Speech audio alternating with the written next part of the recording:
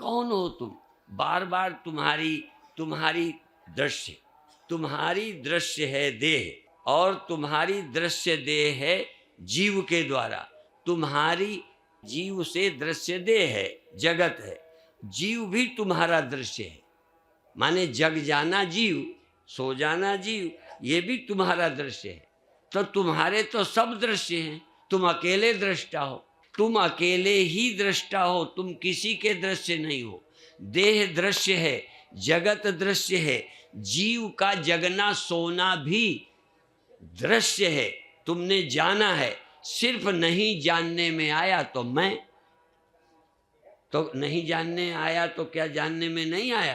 क्या देखो, मैं जीव की तरह जानने में नहीं आया, स्वप्न की तरह जानने में नहीं आया, पर इनका जानने वाला मैं हूं, ये तो मैं जान ही सकता हूं।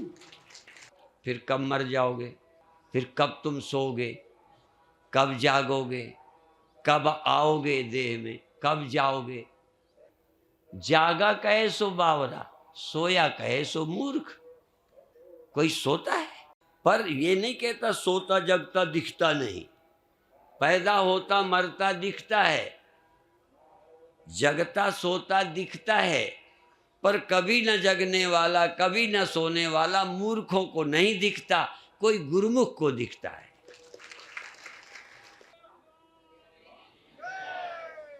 इसलिए समझाने में मैं कसर नहीं छोड़ता। मैं ईमानदार गुरु हूं, बेईमान नहीं हूं।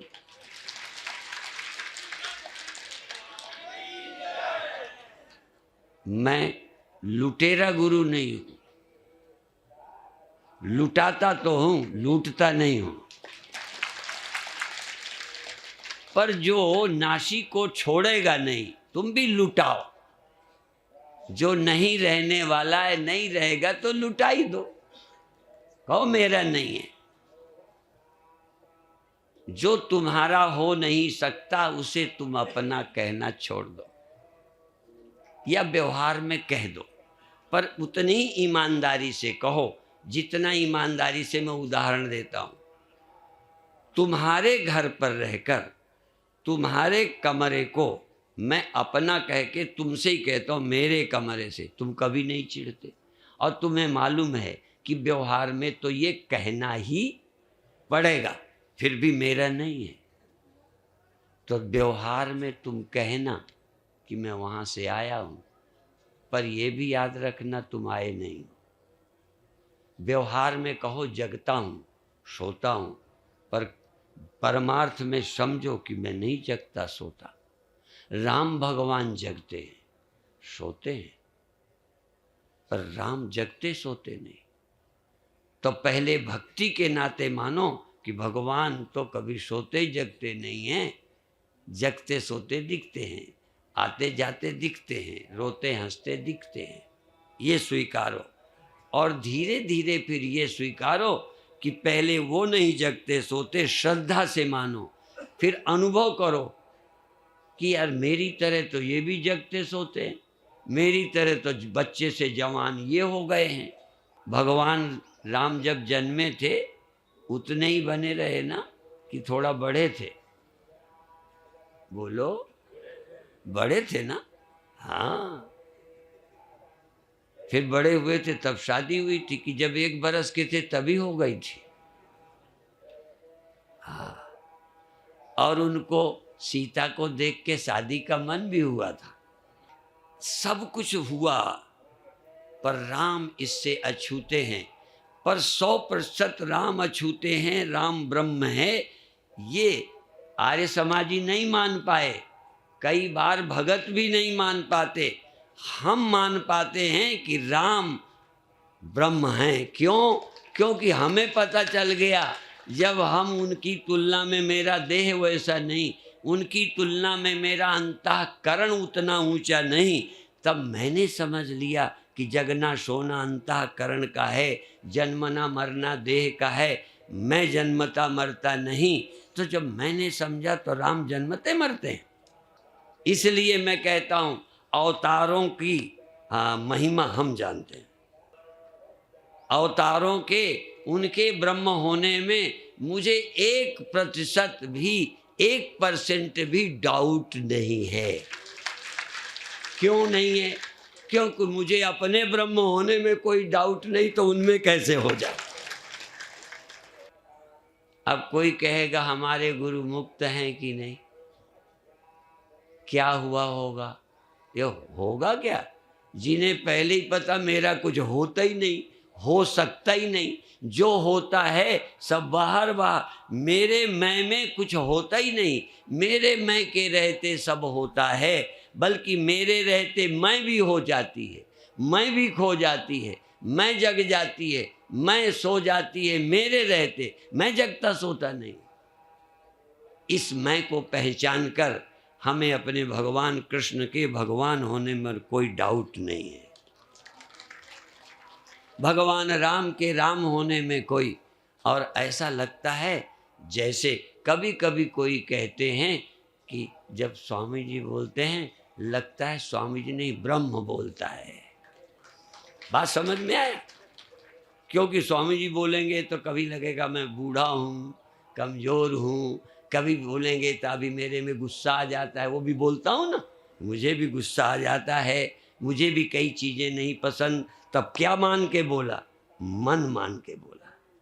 और जब मैं ये कहता हूँ कि मुझ में जरा भी कोई कमी का लेश नहीं है, तब मैं ब्रह्म हो के बोला। मैं देह भी हूँ, मैं जीव भी हूँ, मैं ब्रह्म भी हूँ। तो भगवान राम या भगवान कृष्ण जब कहते हैं सृष्टि मुझ में है, मुझ में रहती है, मुझसे हुई है, मुझ में खो जाती है, सारी सृष्टि का पिता मैं हूँ, तो ऐसा कोई आदमी बोल सकता है? भले देह उनका भी आदमी का हो, लेकिन जब ये कोई बोलेगा तो या तो कोई महामूर्ख बोलेगा या साक्षात ब्रह्म ही बोल सकता है, और कोई बोल नहीं सकता। इसलिए भगवान कृष्ण साक्षात ब्रह्म है। और भगवान कृष्ण ब्रह्म है क्योंकि वो गुरु हैं, गुरु हैं। और गुरु बिना ब्रह्म हुए हो ही नहीं सकता। गोरु तो हो सकता है। गोरु जानते हो? जानवर। पशु बुद्धिम इमाम जय। मैं देह हूँ, ये पशु बुद्धि है। मैं जन्मता मरता हूँ, कामी क्रोधी हूँ, ये पशु बुद्धि है। इस पशु बुद्धि से जो मुक्त है तो ही गुरु है। तो कृष्ण भगवान मुक्त है, गुरु हैं, और इसीलिए वो ज्ञान दे सकते हैं। गीता बोलने का हक, गीता बोलने से गुरु नहीं हुए वो। फिर बोल दूं, गीता बोलने से पता चला कि वो गुरु हैं, गीता बोलने से पता चला कि वो ब्रह्म ही हैं। ना बोलते तो हमको पता ही नहीं चलता। जैसे तुम जब रोने लगते हो तो हम समझ लेते हैं ये तुम्हारा है, तुम कहो चाहे ना कहो। हमारे गजेंद्र त्यागी कुछ लोगों को कहेंगे स्वामी जी, ये स्वामी जी से कहो ना, मैं समझ लेता हूँ इनका कुछ रिलेशन है। और जब तुम लड़के लाती हो ना, तो जब तुम कहती हो 3-4 बच्चे हैं, पर जब तुम कहती हो इसको स्वामी जी जरा आशीर्वाद दो, तो हम समझ लेते हैं कुछ गड़बड़ यही है। नहीं, इसको क्यों, 3 और हैं उनको क्यों नहीं मांगा? और ये इनडायरेक्ट तुम कहते हो यही गड़बड़ है, इसी को आप ठीक करो। और ऐसे भी कहते हो स्वामी जी मुझे बड़ी चिंता है इसकी, हम समझ लेते हैं ये तुम्हारा है। तुमने कभी नहीं कहा इनकी हमें बड़ी चिंता है। इतनी बड़ी भीड़ की तुमने चिंता कभी कही?